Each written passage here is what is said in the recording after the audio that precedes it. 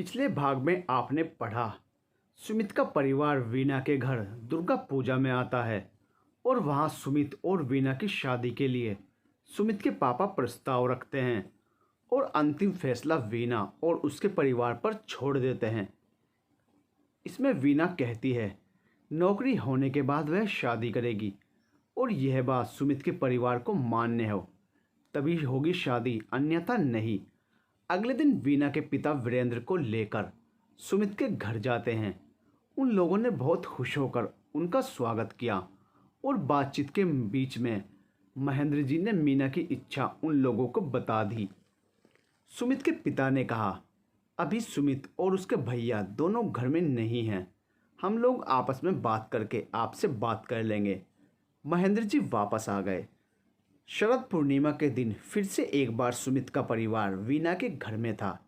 इस बार भी सुमित ने ही फ़ोन किया था वीरेन को और कहा था कि वो परिवार सहित शाम को उन लोगों से मिलने आ रहा है।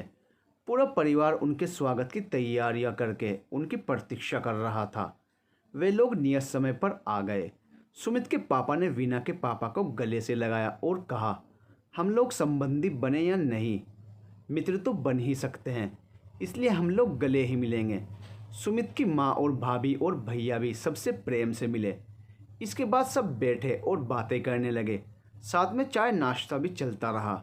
सुमित के पापा ने इस बार सीधा संबोधित किया वीना को और कहा, देखो बिटिया, हम लोगों ने तुम्हारी बात पर गहन विमर्श किया और हमने निर्णय लिया कि तुम बहुत समझदार हो, इसीलिए तुम जो निर्णय ले रही हो उससे हमें तुम्हारा सहयोग करना चाहिए। तुम भी बीएड कर लो। बीएड के बाद तुम्हारी नौकरी तो लग ही जाएगी। उसके बाद भी यदि तुम सिविल सर्विस की तैयारी करना चाहती हो तो तैयारी करो, तुम्हें वह तैयारी हम करवाएंगे। आज से तुम सिर्फ अपनी पढ़ाई की चिंता करो और पढ़ाई के खर्चे की बात हमारे ऊपर छोड़ दो।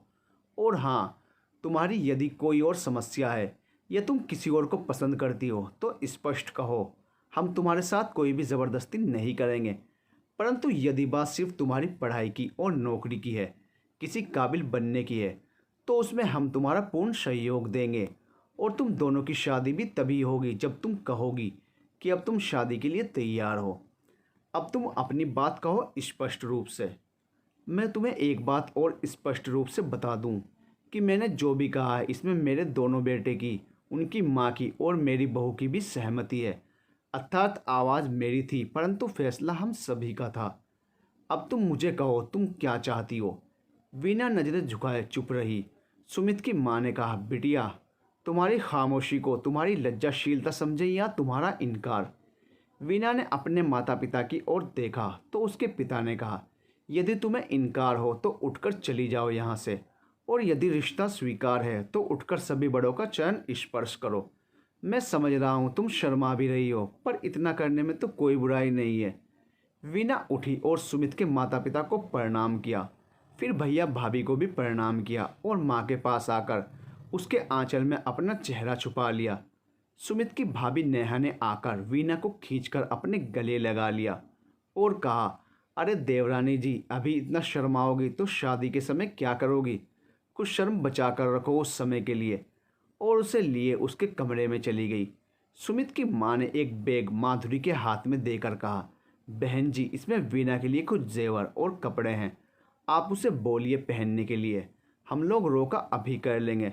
शादी तो जब वीना कहेगी तभी होगी और उसे अपने मुंह से ही बोलना होगा कि वह तैयार है। हम कभी नहीं पूछेंगे उससे और हम लोग हमेशा शादी के लिए तैयार हैं। जिस दिन वीना बोल देगी उसी दिन शादी होगी। एक बात और, आज के बाद आप वीना की कोई चिंता मत कीजिए। उसकी शिक्षा में जो भी खर्च होगा वह हमारा होगा। अगर वह सिविल सर्विस के लिए तैयारी करेगी तो जहाँ जाकर भी तैयारी करेगी वहाँ का हॉस्टल का खर्चा, पढ़ाई का खर्चा हम करेंगे। अब वह हमारी बहू है और आपके पास वह हमारी अमानत है, इसलिए आप उस पर खर्च करने से हमें रोकेंगे नहीं। वीना के माता पिता तो ऐसा परिवार पाकर अपने आप को भाग्यशाली समझ रहे थे। उनकी बेटी के लिए घर बैठे इतना अच्छा परिवार मिल गया है। माधुरी पैकेट लेकर अंदर गई और नेहा को देकर बोली, बिटिया लो, तैयार कर दो। उसी दिन वीना और सुमित की शादी तय हो गई, साथ ही रोका भी हो गया। घर वापस जाने के पहले सुमित ने कहा, वीना, क्या मैं बात कर सकता हूँ तुमसे थोड़ी देर? अपने 10 मिनट दोगी मुझे? वीना ने कहा, जी बोलिए, क्या कहना है? सुमित, तुम ये कभी नहीं सोचना कि हमारी ओर से तुम्हारे साथ कभी भी कोई ज़बरदस्ती होगी। तुम्हारी जो इच्छा होगी तुम निसंकोच कहना। जब तुम्हारे पापा जाकर तुम्हारी इच्छा घर में बता कर आए तो पिताजी ने भैया और मुझसे पूछा। हम सभी से राय जानना चाहिए। भैया ने तो स्पष्ट कहा, राय सुमित की जानिए, क्योंकि शादी तो सुमित को करनी है। तो मैंने ही कहा था, जिस दिन तुम कहोगे शादी करने के लिए उसी दिन करूँगा शादी। और जब तक तुम पढ़ना चाहोगी मैं तुम्हें पढ़ने दूंगा। तुम चाहो तो बीएड करने के बाद नौकरी ज्वाइन कर लो, चाहो तो पीसीएस की तैयारी के लिए दिल्ली जाकर कोचिंग करना। मैं हर बात में तैयार हूँ, हर कदम पर तुम्हारे साथ हूँ। आज से हम दोनों मानसिक रूप से पति पत्नी हैं, इसलिए तुम्हारी हर जिम्मेदारी मेरी जिम्मेदारी है। मेरी जिम्मेदारी हो। कभी भी किसी भी चीज़ की ज़रूरत हो, कोई भी परेशानी हो, तो तुम निसंकोच मुझसे कहना। अपनी किसी भी समस्या के लिए अब अपने पापा को परेशान मत करना। चलो, फ़िलहाल तो तुम भी बीएड करो, मैं भी करूँगा। वैसे तुम भी जानती हो मैं बीएड कर रहा हूँ शौकिया तौर पर। हो सकता है मैं स्कूल खोल लूँ, परंतु मैं किसी स्कूल में जाकर नौकरी नहीं करूँगा। मैं व्यवसाय ही करूँगा। इसलिए मैं चाहता हूँ तुम भी अपनी इच्छा पूरी करो। क्या तुम मुझसे सहमत हो वीना? जी मैं सहमत हूँ। सुमित, अरे ये जीजी क्या करना शुरू कर दिया? तुम्हारी वह बेबाक बोली कहाँ चली गई? वैसे जब ट्रेन में तुमने किसी को अपनी ओर घूरते देखकर उसकी जमकर क्लास लगाई थी और उसे अपनी सीट छोड़कर जाने पर मजबूर कर दिया था। वीना, यह आपने देखा था क्या? सुमित, देखा था। उसी खाली सीट में आकर मैं अजय के साथ बैठ गया था और हमें बैठा देखकर तुमने ऐसा मुंह बनाया जैसे तुम्हारे मुंह में किसी ने जबरन निबोली डाल दी हो। तुम्हारे उसी व्यवहार, साहस और बेबाकी पर तो मैं तुमसे प्रभावित हो गया था और तभी मैंने एक निर्णय कर लिया था। ईश्वर से प्रार्थना भी की थी कि ईश्वर मेरा साथ देना, यही लड़की मेरी सहधर्मिणी बने। मैं तब से रोज़ यही प्रार्थना करता हूँ, आस्तिक बन गया हूँ। मैं सुबह उठने के बाद और रात में सोने से पहले एक बार ईश्वर से तुम्हारे और अपने लिए प्रार्थना करता हूँ। वीना और सुमित की सगाई हो गई। यह दोनों अपनी बीएड की पढ़ाई में व्यस्त हो गए। दोनों का प्रशिक्षण समाप्त हुआ। प्रशिक्षण में प्रायोगिक प्रशिक्षण भी दोनों ने सफलतापूर्वक पूरी की और फिर परीक्षा में सम्मिलित हुए और रिजल्ट भी अच्छा हुआ। इसी बीच दोनों परिवार समय समय पर सुखद माहौल में मिलते रहे। सुमित भी प्रशिक्षण के दौरान भी छुट्टी के दिनों में वीना को ले जाकर वीना से मिलता और उसे बाहर घुमाने भी ले जाता। वापस आकर फिर कॉलेज के हॉस्टल तक छोड़ देता। इस बीच उसकी प्रत्येक आवश्यकता का ख्याल रखता। कोर्स की कापियों किताबों से लेकर उसके सभी प्रोजेक्ट का भी वह ध्यान रखता और उसके कुछ भी बोलने के पहले वह सामान उसे दे देता। उसने प्रशिक्षण में वीना के घर वालों का कुछ भी पैसा खर्च नहीं होने दिया। यहाँ तक कि शैक्षणिक भ्रमण पर जाने के लिए वीना तैयार नहीं थी, लेकिन सुमित ने उसे जाने के लिए प्रोत्साहित किया और उसका खर्च भी आवश्यकता से अधिक ही दिया, क्योंकि वह भी बीएड कर रहा था और वह भी शैक्षणिक भ्रमण पर जा रहा था। इसलिए उसे पता था कितने रुपए कॉलेज को देने हैं। इसलिए इसमें वीना का कोई बहाना नहीं चला और वो उसे भी भ्रमण पर कॉलेज के साथ भेजा गया। बीएड की परीक्षा देने के बाद घर आते समय दोनों साथ साथ ही थे। उसने वीना के पापा से फ़ोन करके कहा, पापा मैं भी तो वापस लौटूंगा, तो फिर आपने वीना को लेने आने की आवश्यकता क्या है? हम दोनों साथ में आ जाएंगे। आप लोगों को कोई परेशानी तो नहीं? महेंद्र जी, अरे नहीं बेटा, ऐसा क्यों कहते हो? वीना सबसे अधिक सुरक्षित आपके साथ है। और इस तरह वीना और सुमित एक साथ ही आए। परीक्षा के पहले भी सभी सामान के साथ वापस आने में सुमित ने ही सहायता की थी। एक साथ गाड़ी बुक करके तीनों आए थे। तीनों अर्थात सुमित, वीना और अजय। अजय और सुमित एक ही कॉलेज में थे और वे रूममेट थे। उन लोगों ने अपने साथ साथ वीना के जाने के लिए भी व्यवस्था कर ली। परीक्षा के लिए जाते समय भी सुमित ही वीना को साथ लेकर आया था और फिर उसके हॉस्टल में छोड़कर समवे चला गया था। अपने कॉलेज में सुमित अपनी पूरी जिम्मेदारी निभा रहा था। बीएड की परीक्षा खत्म होने के बाद सुमित ने वीना से कहा, जैसा कि मुझे पता चला था प्रारंभ में ही कि तुम पीसीएस करना चाहती हो, तो ऐसा करो, तैयारी के लिए तुम दिल्ली चली जाओ। मैं तुम्हारी व्यवस्था वहाँ गर्ल्स हॉस्टल या गर्ल्स पीजी में करवा देता हूँ। यदि तुम्हारी कोई और सहेली वहाँ हो तो तुम सुविधा के लिए साथ में भी रह सकती हो। जैसे तुम्हें सुविधा हो वैसे करो, लेकिन तुम तैयारी करो यूपीएससी की और तुम सेंट्रल सर्विस की परीक्षा दो। वीना, इतने पैसे तो खर्च हो रहे हैं, अभी बीएड में भी इतना पैसा खर्च कर दिया। स्कूल के लिए नौकरी के लिए ट्राई करें, वह परीक्षा देते हैं, फिर यूपीएससी के लिए नए सिरे से तैयारी करने की क्या आवश्यकता है।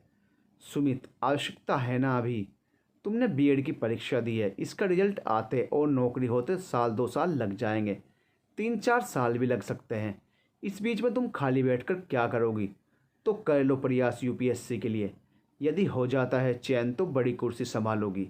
और ये क्या है तुम्हारा कहना इतने पैसे लग गए हैं बीएड में, तो वह तो तुम्हारा करियर सुरक्षित ही हो गया ना। अगर यूपीएससी नहीं हुआ तो टीचिंग जॉब तुम्हारी तय होगी ही। इस तरह उसे दिल्ली जाने के लिए तैयार कर लिया। सुमित के पापा और भैया ने मिलकर दिल्ली में वीना के रहने की पूरी व्यवस्था कर दी।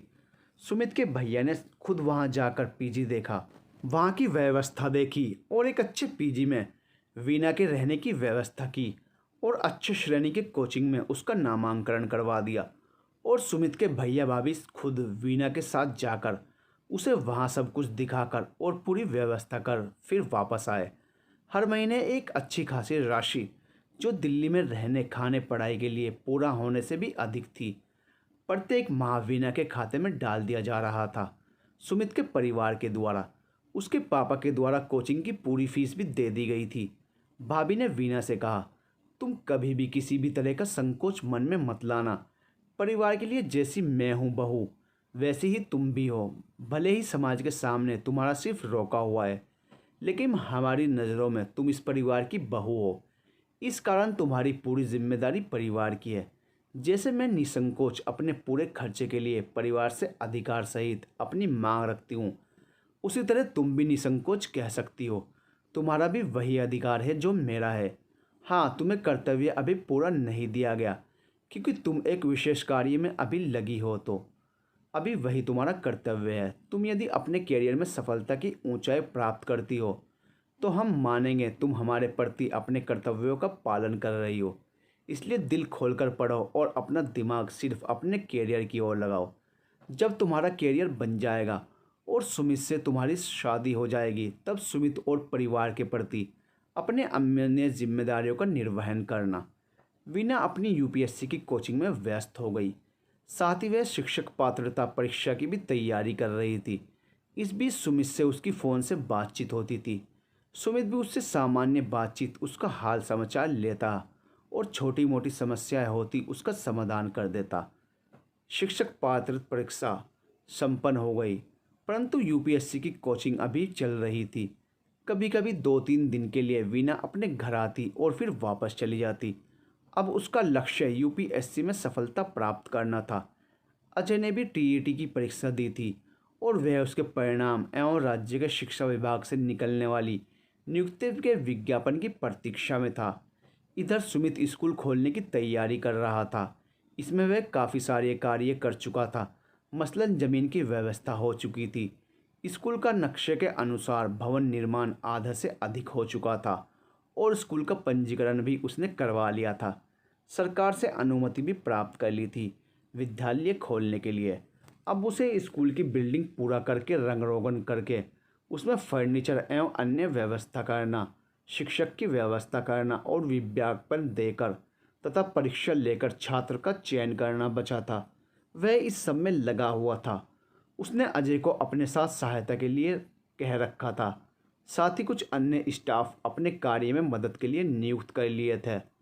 अजय ने उससे कहा, जब तक मेरी नौकरी नहीं होती है स्कूल निर्माण में मैं तुम्हारी हर संभव मदद करूंगा, लेकिन नौकरी होने के बाद मैं मदद नहीं कर पाऊंगा। हाँ, अवकाश के दिन रोज़ खाली समय में मेरे लायक कुछ भी काम होगा तो मैं तुम्हारी सहायता ज़रूर करूँगा। तुम चाहो तो वीना को भी अपने साथ स्कूल में मदद के लिए ले सकते हो। उसे प्रिंसिपल बना देना, वह बहुत अच्छे से स्कूल संभाल लेगी। सुमित, नहीं अजय, मैं वीना को अपने साथ नहीं ले सकता। उसके लिए मैंने कुछ और सपना देखा है। स्कूल के लिए तो मुझे बहुत सारे शिक्षक या कर्मचारी मिल जाएंगे।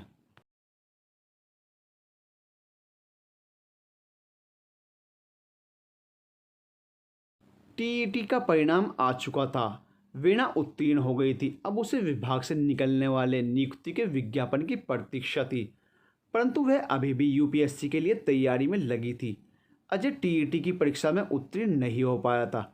अपने उत्तीर्ण नहीं होने पर वह बहुत दुखी हो गया था, परंतु सुमित ने सांत्वना दी और कहा, चिंता क्यों करते हो, इस बार नहीं हुआ तो अगली बार हो जाएगा। हो सकता है तुम्हें उससे अच्छी नौकरी मिले।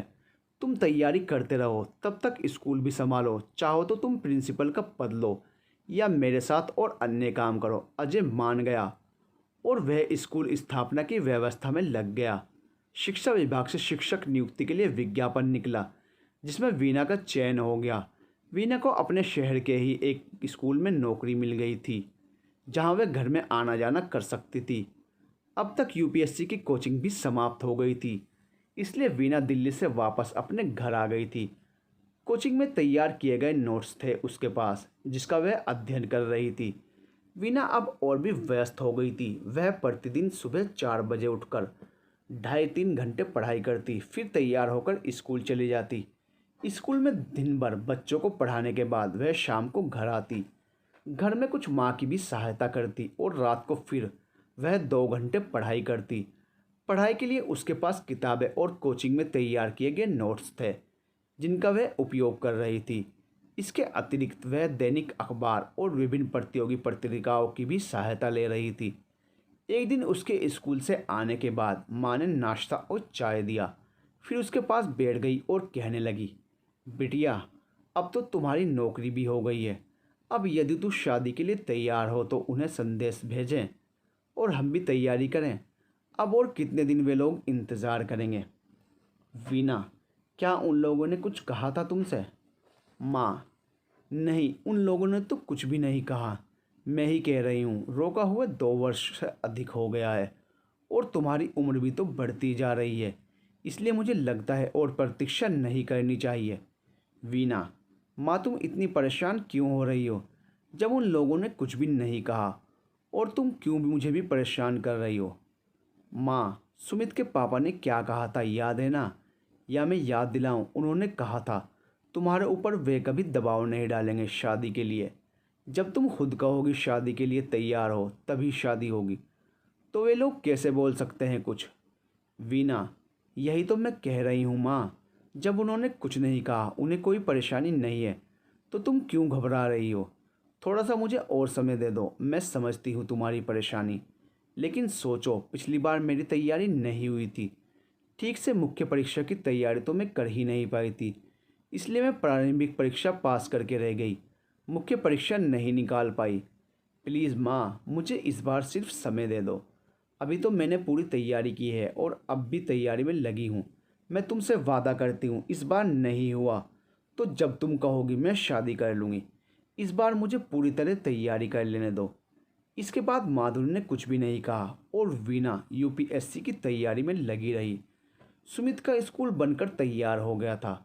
अब उसने शिक्षकों की नियुक्ति भी प्रारंभ कर दी थी। बच्चों के लिए भी अखबार, टीवी और नेट पर विज्ञापन दे दिया था। उसका विद्यालय आवासीय भी था। स्कूल की व्यवस्था देखने से ही भव्य लगता था, इसलिए जो भी अभिभावक एक बार आते आवेदन पत्र लेकर ही जाते। इस तरह उसका विद्यालय प्रारंभ हो चुका था। अजय उसी विद्यालय में प्राचार्य का पद संभाल चुका था और बहुत ही लगन से विद्यालय को बढ़ाने में लगा हुआ था। समय बीत रहा था। सुमित का स्कूल प्रारंभ हो चुका था। वह अपने स्कूल के कार्यों में व्यस्त हो गया था, परंतु व्यस्तता के बाद भी वह वीणा का पूरा ध्यान रखता। प्रत्येक दिन एक बार उसे ज़रूर फ़ोन करता और उसका समाचार लेता। वीणा का यूपीएससी का प्रारंभिक परीक्षा का रिजल्ट आ चुका था। उसने परीक्षा उत्तीर्ण कर ली थी। अब उसे मुख्य परीक्षा देनी थी। इस बार उसने मुख्य परीक्षा की भी तैयारी की थी। प्रारंभिक परीक्षा दिलवाने सुमित ही उसे ले गया था। वह कितना भी व्यस्त हो, फिर भी वीणा की समस्याओं के समाधान के लिए समय निकाल ही लेता। मुख्य परीक्षा की तिथि और कार्यक्रम आ चुका था। इसमें कई दिन लगने थे, तो इसमें साथ रहने में वीणा की माँ को जाना था, लेकिन ठहरने की व्यवस्था, आने जाने की पूरी व्यवस्था सुमित ही कर रहा था। परीक्षा की तिथि भी आ गई। साथ में सुमित जाकर उन्हें छोड़कर और परीक्षा केंद्र के पास ही इन दोनों माँ बेटी के रहने की व्यवस्था करके वापस आया। परीक्षा देकर वापस आने के बाद वीना आश्वस्त थी कि वह मुख्य परीक्षा निकाल लेगी और वास्तव में हुआ भी यही। मुख्य परीक्षा में वीना के नंबर काफ़ी अच्छे थे, इसलिए उम्मीद थी सबको कि वह साक्षात्कार में अवश्य सफल होगी। वीना परीक्षा के बाद फिर से स्कूल में पढ़ाने में लग गई। इसी बीच वीरेन भी अपनी पढ़ाई पूरी कर चुका था और वह भी प्रतियोगिता परीक्षाओं की तैयारी कर रहा था, जिसमें वीना उसकी सहायता कर रही थी। कभी कभी सुमित के माँ पापा भी वीना और उसके परिवार से मिलने आ जाते और कभी उन्हें भी अपने यहाँ आमंत्रित करते। दोनों परिवारों का संबंध बिना विवाह हुए ही काफ़ी निकट हो गया था। साक्षात्कार की तिथि आई और वीना साक्षात्कार देने दिल्ली गई। इस बार सुमित और वीना की माँ उसके साथ थे। साक्षात्कार के बाद सुमित ने वीना से पूछा, साक्षात्कार कैसा रहा तुम्हारा? वीना, मेरे विचार से तो अच्छा ही रहा। मैंने उनके सभी प्रश्नों के जवाब दिए। मेरे विचार से बोर्ड के सदस्य संतुष्ट थे। अब आगे तो परिणाम ही बताएगा। सुमित, अब जो भी होगा देखा जाएगा। घर वापस आने के बाद वीना की माँ ने उससे कहा, बिटिया, तुमने मुझे कहा था इस बार मौका देने के लिए। तुमने प्रारंभिक परीक्षा भी उत्तीर्ण की और मुख्य परीक्षा भी उत्तीर्ण की।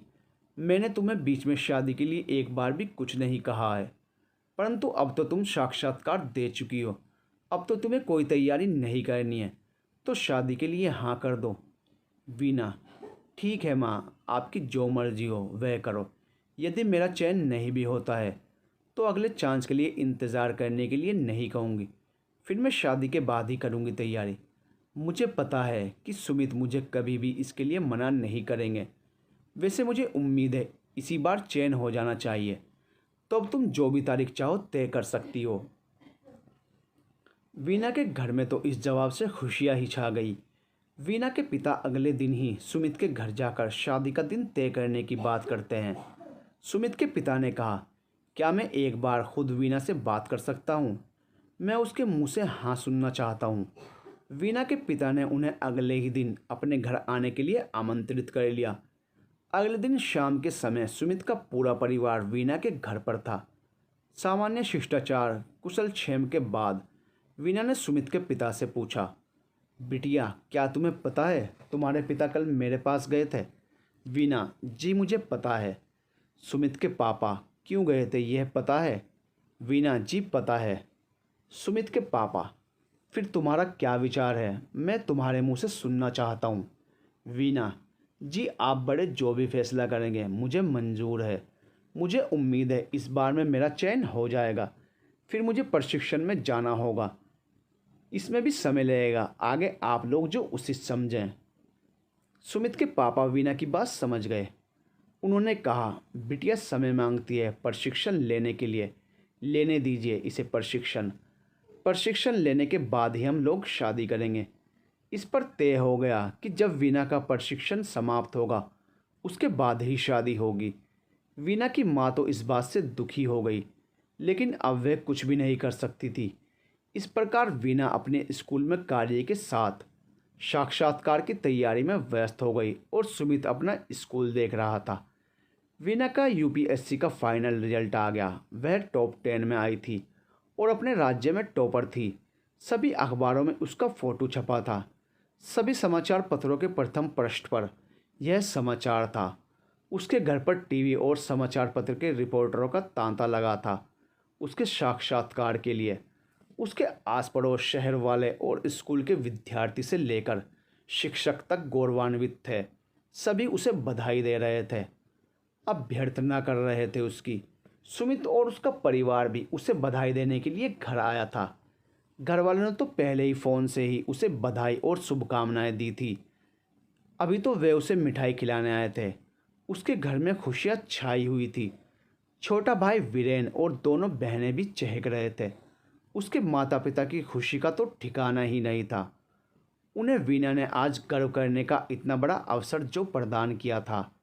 आज उसे प्रशिक्षण के लिए मसूरी जाना था। दोनों परिवार के सभी सदस्य उसे ट्रेन में चढ़ाने स्टेशन तक आए थे। इसके पहले उसे अपने विद्यालय में त्यागपत्र दिया था, जिसे स्वीकार कर लिया गया था, और उसके विद्यालय से उसकी विदाई भव्य समारोह आयोजित कर शुभकामना सहित दी गई थी। उसके विदाई समारोह में शिक्षा विभाग के जिले के अधिकारी गण भी आए थे। सभी उसे आज विदाई देने स्टेशन भी आए थे। स्टेशन पर सुमित के साथ अजय भी उसे विदा देने आया था। ट्रेन की सीटी देने के पहले अजय ने धीरे से वीना के कान के पास अपना मुंह ले जाकर कहा, भाभी आज फिर आप ट्रेन में हैं। पिछले ट्रेन का सफ़र मत भूलिएगा। जब आपकी सुमित से भेंट हुई थी उस सफ़र ने आपकी और सुमित की ज़िंदगी में बहुत बदलाव लाया।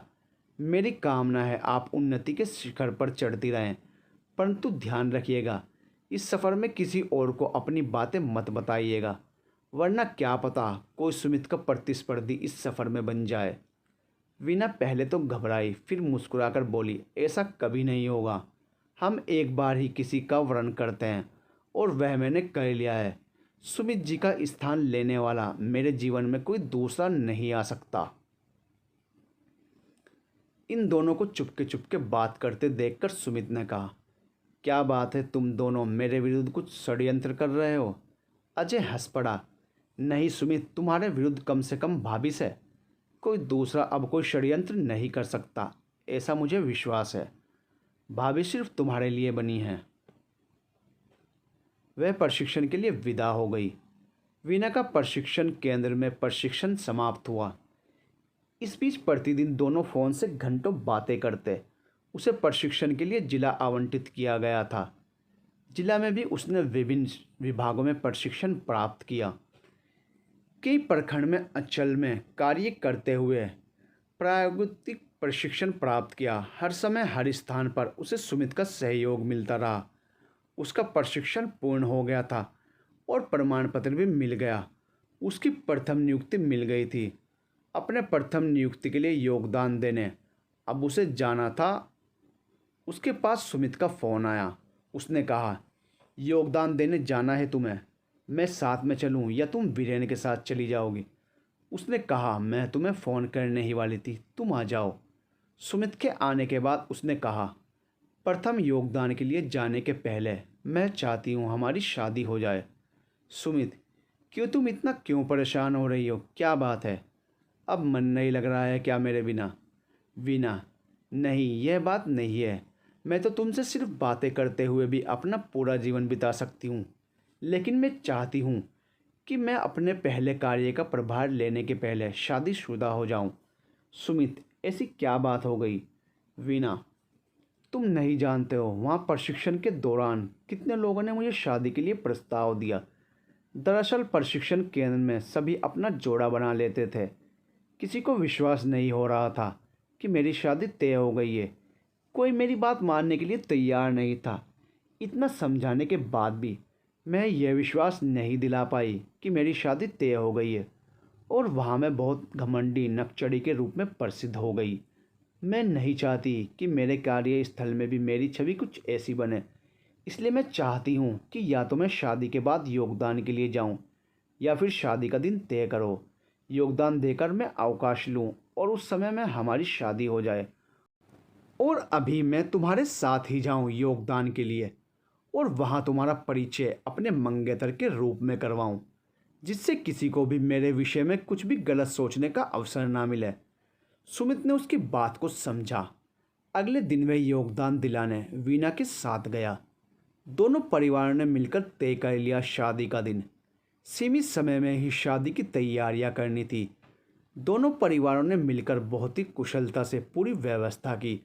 आज सुमित और वीना की शादी हो गई। समाज के सामने उनके रिश्ते को मान्यता मिल गई। जो रिश्ता पिछले 5 वर्षों से मानसिक था, वह आज समाज की मान्यता प्राप्त कर 7 फेरों के बंधन में बंधकर 7 जन्मों के बंधन में बंध गया, और इस युगल के ट्रेन में हुए प्रेम को मंजिल मिल गई। ईश्वर करे इसी तरह सभी के पवित्र प्रेम को मंजिल मिल जाए।